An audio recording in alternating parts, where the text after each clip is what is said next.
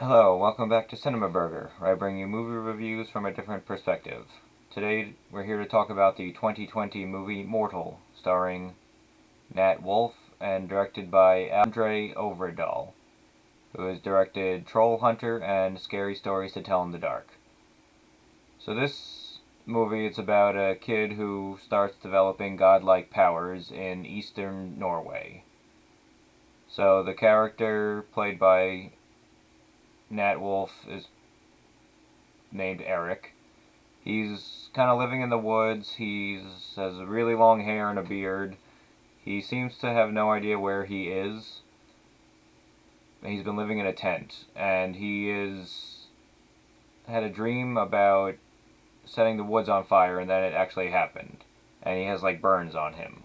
So he gets back to town and he cuts his hair and he stopped by a gang. He says he doesn't want trouble, but they don't listen and start roughing him up.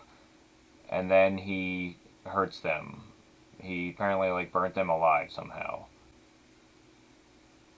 So Eric is arrested and he's being interrogated, and this is where he starts to develop powers. He can create lightning, his emotions can control the weather, and he can also heal people. He helped a sick boy. So if you've seen the trailer, this movie is kind of like an unofficial like Thor movie, just from a different perspective. It's like, oh, what if there's a kid who has the powers of Thor or something? He's not sure where he's got these powers, but anytime he uses the lightning, it gets burnt on him. It shows up on his body. Now, he can also like levitate and things like that.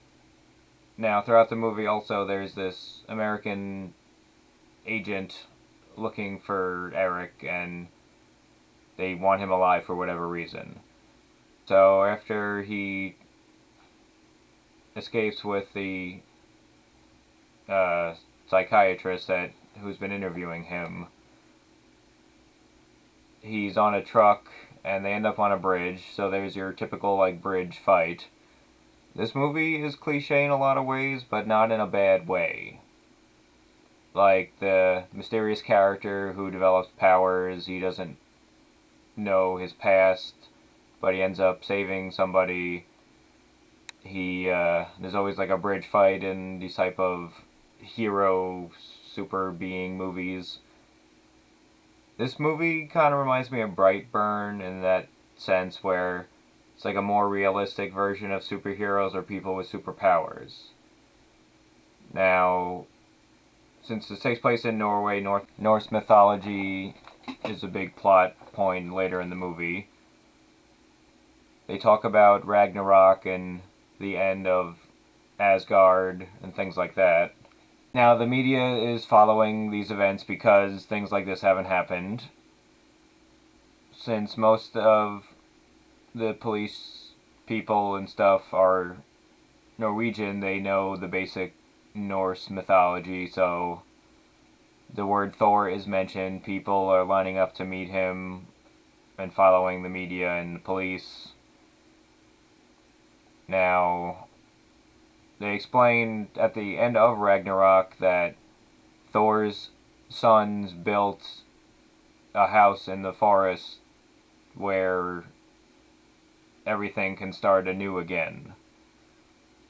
So Eric goes looking for this house with the psychiatrist. Now, earlier, when Eric accidentally hurts the gang members, the father of one of the gang members goes looking for him, wanting revenge, of course. And the police chief knows him because it's a small town, and he advises against it.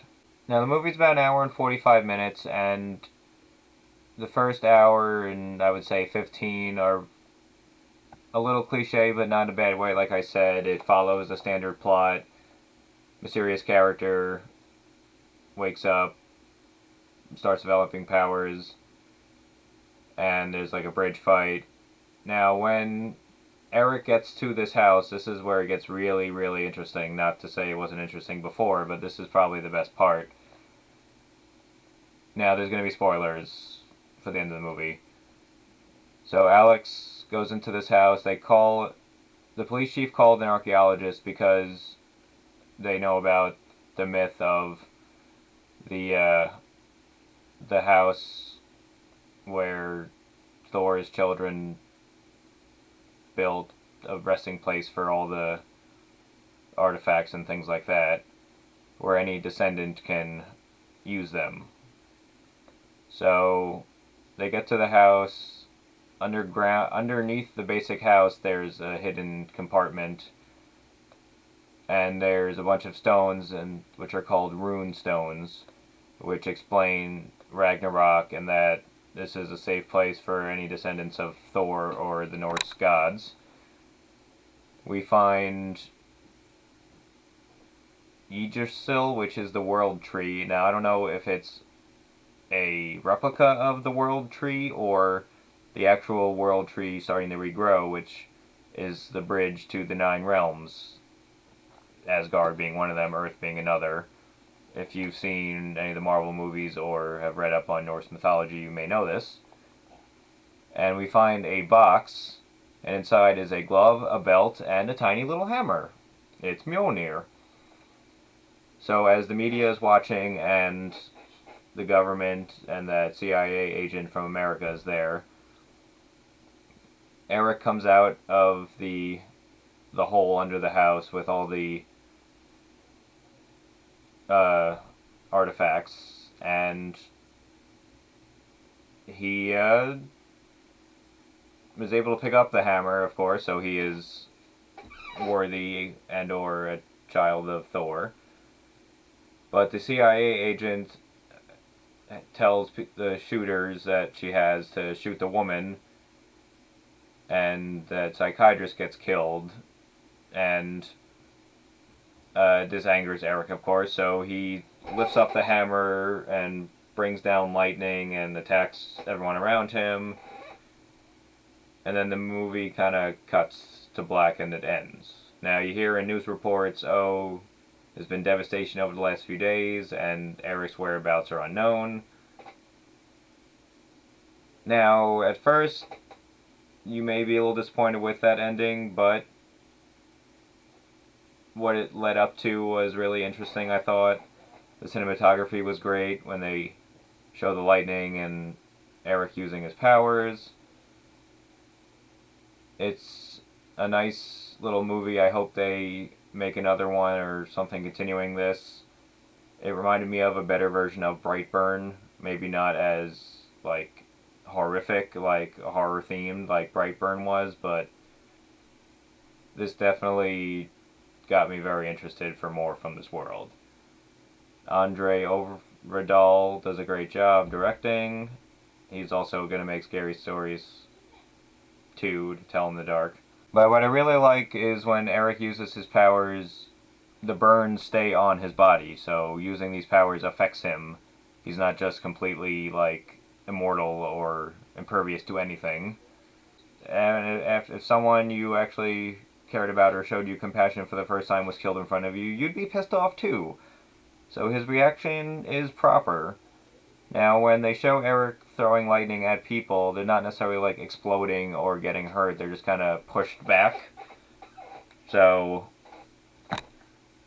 that's more interesting. They didn't just straight up kill people.